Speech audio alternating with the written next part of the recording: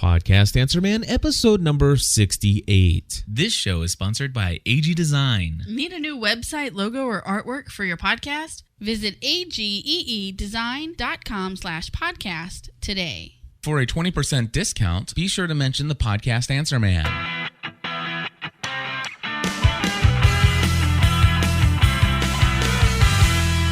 Hello, everybody, and welcome back to another episode of the Podcast Answer Man. My name is Cliff Ravenscraft, and today I'm coming to you with just a couple updates of what's going on in my new media and podcasting as a career lifestyle, as well as doing some basic question and answer kind of stuff that comes in on a normal, regular basis.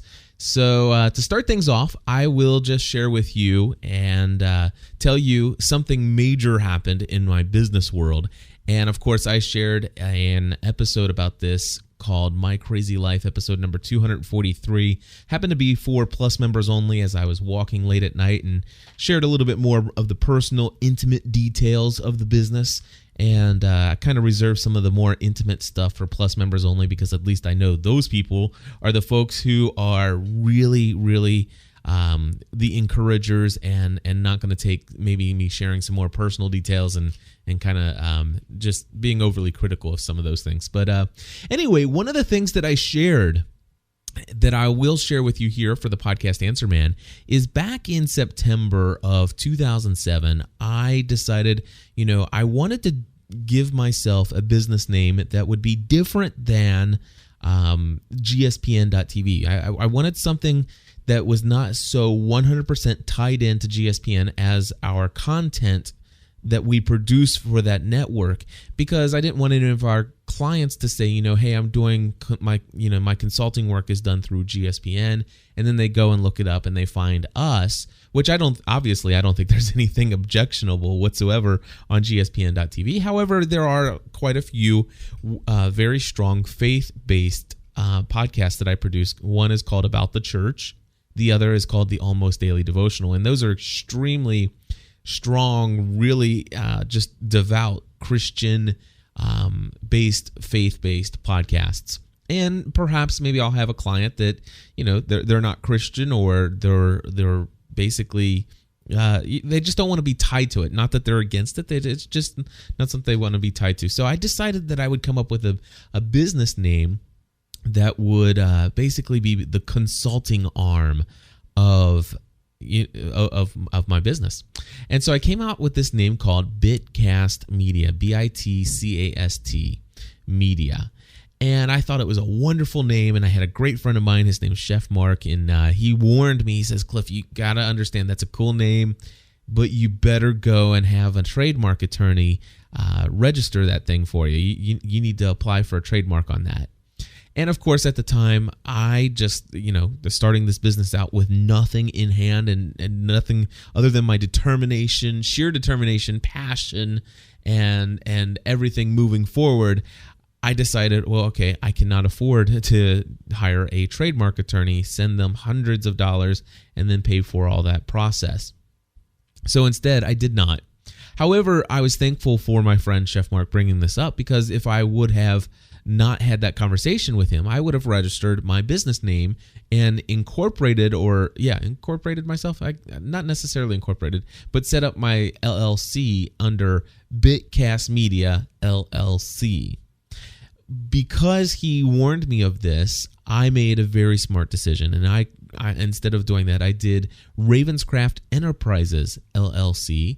And I did this thing called an assumed name, which is basically Ravenscraft Enterprises LLC doing business as Bitcast Media was one of my legally adopted assumed names for my business. And so I registered that with the state of Kentucky, and lo and behold, months down the road, it's been at least 7 months now since I registered Bitcast Media as an assumed name. What happened was somebody else, another company out there in the new media field, went and registered the trademark Bitcast. Now, in all fairness, I will tell you that the company had been using the term Bitcast for the name of a technology that they had developed for quite some time. And the only thing I can tell you is I happen to believe without any shadow of a doubt that the reason why they went and applied for the trademark on that is because they saw my tweets out there that said, hey, you are, I told everybody, I came out with this great name. It's called Bitcast Media. And that was back in September and late September, early October. And about 9 days after that is when this company filed a trademark application for the trademark on Bitcast. And lo and behold, I would imagine maybe it's taken some time to get everything finally through, filed, authorized, and completely taken care of. And this week, yesterday, I received an email from an attorney on behalf of this company. And I really do believe that this is the way it's gone down because the company, I know all the relationships of the companies out there that are connected with this, and I happen to know there are several people that would be from that company that are following me on Twitter, and so yeah, it's the way it went down, and so anyway, I got a cease and desist on the name Bitcast, and so I can no longer use Bitcast Media as the name of my business. So if you go to bitcastmedia.com, of course, now it forwards to podcastanswerman.com. A couple other things that I did since I went through the process and had to pretty much scrub everything I could of using the name Bitcast, I went ahead and set my domain up to where it no longer says cliffravenscraft.com. If you go to cliffravenscraft.com, it's going to forward you to podcastanswerman.com versus the other way around. Before I was telling you all to go to podcastanswerman.com, and I don't know if you recognized it or not, but it was going over to cliffravenscraft.com. And so I've kind of fixed that, and I'm thinking I'm probably going to continue to just do business under Ravenscraft Enterprises, LLC. I was thinking about maybe getting an assumed name for podcastanswerman.com and also an assumed name for just Ravenscraft Media.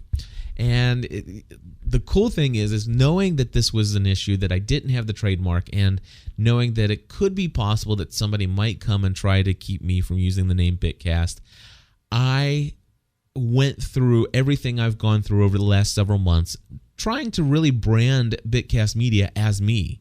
I mean, it really is. It's kind of like when people, I've kind of worked it out in a way that when somebody says, hey, if you're looking into podcasting, there's a guy you need to talk to. His name's Cliff Ravenscraft, and here's his card. It's not like, oh, well, you need to get in touch with Bitcast Media. Bitcast Media has just been so in the back of the picture when branding myself. So I'm not really overly upset about it. I was a little frustrated, a little angry when I first got the letter yesterday. Of course, it completely steered the entire direction of my day, and you know what? Overall, I'm okay with it. Let's see here. So some other things going on. I basically picked up a brand new client. It's official. They took the appraisal or the proposal that I sent them and approved it immediately upon sending it over. It is a child care facility in the Cincinnati, Ohio area, and they ordered a very large equipment purchased through me for their one facility. They're going to do some podcasting and new media work with their very, very young children. And the whole idea and the concept for their phase one is to basically do some sound seeing kind of episodes with the kids. You know, whenever the folks come in and let's say from the zoo or from the wildlife preserve or conservatory or whatever, and they come in and they do demonstrations, bring animals in, kind of record a little bit of that, but then kind of interview the kids or have the recorder going while the kids are asking questions and things. And of course, then they'll bring all that in studio and they'll record in professional audio quality using the Heil PR40 mics that I ordered for them and the same mixer that I'm using. And of course, I got them the Edirol recorder for the sound seeing stuff, but also for the ability to record directly from the Heil mic into the mixer, and then of course into directly the Edirol recorder. And so, basically they'll be recording a radio show for the parents. in phase one, and it's basically to help reduce the anxiety of not being involved in the care of your children, as a lot of families unfortunately have both parents, mom and dad, out in the workforce. And so this is a way that they can, on their commute, if they want to, they can kind of just once a week hear a little update on a podcast, what's going on with their children, what's gone on the last week, what's coming up in the next week, and just an audio newsletter with just some really cool and encouraging things. The other thing is they're going to move in some other directions. I can't talk about those, but I'm very excited about what all they have planned, and they're going to roll this out to several of their other locations, which of course means more equipment purchase, which would be more of the same of what they've already purchased, just putting it in other locations, and then of course going out, setting that up, and training new staff on it. So I'm very excited about this client. And what's awesome is that it's come from the referral of another client, and I'm really thankful for that. Couple other things I'll share with you is that I'm very excited to say that GSPN.TV Plus membership just recently jumped up to 128 members. And for those of you who are listening to this, if you're a Plus member, thank you so much. From the bottom of my heart, it really is awesome to have the support of folks out there who are willing to pay just $10 a month to help support the fact that Stephanie and I do podcasting and new media as a career, for a living, to bring in our income to support our family. And so thank you from the bottom of my heart. And if you're not a Plus member, would you consider it?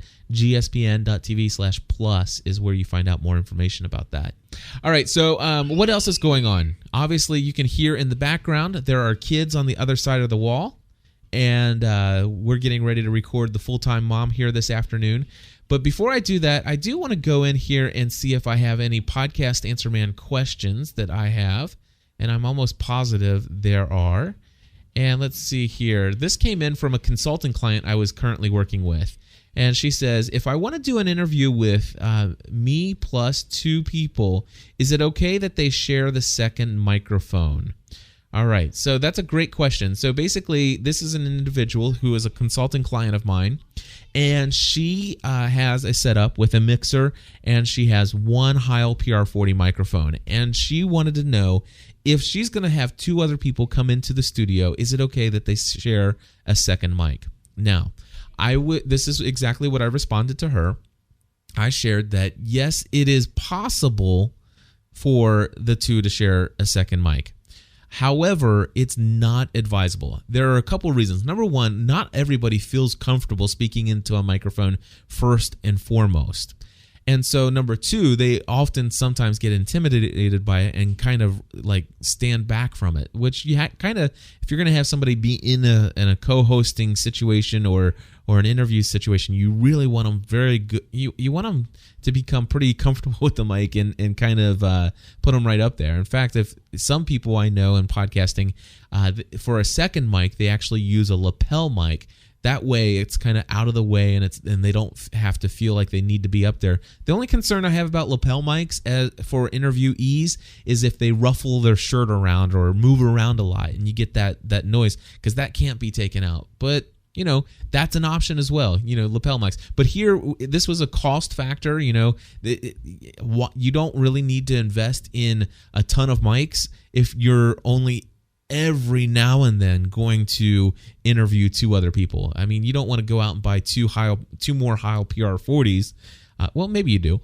No, seriously, you don't. But if you do, come to me and I'll sell them to you. But anyway, you really don't need to spend all that money for two more Heil PR40s if you're only going to interview two other people at the same time, maybe once every 3 or 4 months.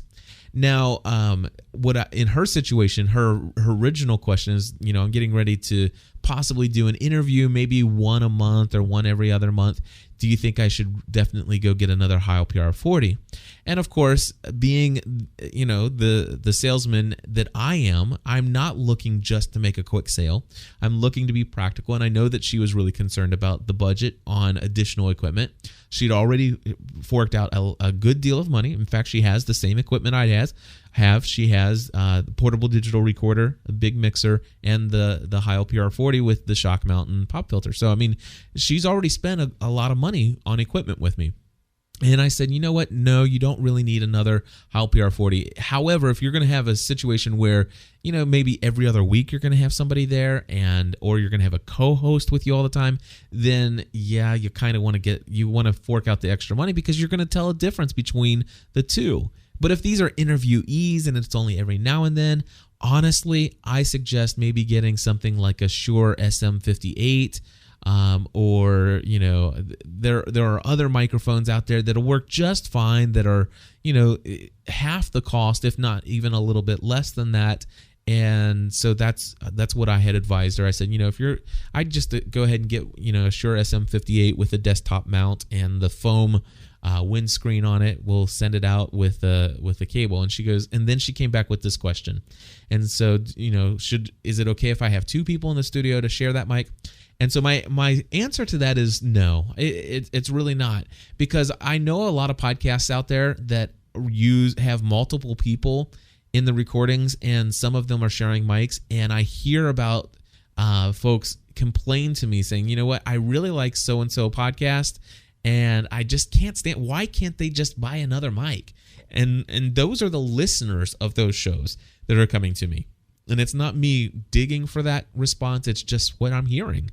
And a couple of problems with sharing one microphone between two interviewees or guest hosts, if you will, is the fact that they're going to be probably, chances are, equal or not equal distance away from the microphone. Or one maybe like me. And by golly, I like to talk real loud. But if you get somebody like my wife, sometimes she'll sit here and talk like this, and so you'll have me here and you'll have this person down here. And the problem is that if this person down here talks like this, then I can do this. I can gain up the microphone a bit. And but if I talk really, you hear how that clipped? But if I see, so basically what you need to be able to do is you need to have each person on their own microphone in the studio so that you can adjust the audio. See, I'm turning it way down right now, but I'm talking really loud into the microphone, and now I'm putting it back up to where I normally do. So I want to be able to control the two different people. There's distance between the microphone difference, then there's difference in the way, the loudness of what they talk, and you want to be able to control their volumes independently so that in the post-production process you're able to eliminate the need to go in and every time that quiet person talked, where you have to go in and amplify their signal in post-production, which could literally add more than an hour to your post-production process over top of what you normally do. So she came back with a great idea. In the event that she has two other people that she wants to interview, she came up with a great idea. She's already got the portable digital recorder like the Edirol. Why not go out into the field and record them as we're walking along? And of course, that way you're getting the ambient noise, the sounds that surround you are basically setting the stage of a wonderful atmosphere. And as you're walking through the woods, your shoes ruffling the leaves or the grass or the path, you can just the birds in the background, you can gain that thing up really high to where pretty much it's just as though as you listen to it afterward, as though you were eavesdropping on the conversation or you were walking along the trail with them. And so that's an excellent idea. Or to take take you and the two other people to Starbucks and sit at a round table and put the Edirol right in the center of the three of you. And again, make it hey, thanks for joining us over coffee. And this is what we're talking about today, and do it out of the studio, and that way you're gonna have really good. The only thing I don't suggest is going into a plain room like your studio and sitting at a table and putting the Edirol right in the middle of you there, because then you get the little bouncing of the audio off the walls, and it sounds kind of boring and dead. Around you, you don't have any real good ambient noise. Maybe a fan is about the best you're gonna get, or a computer running in the background.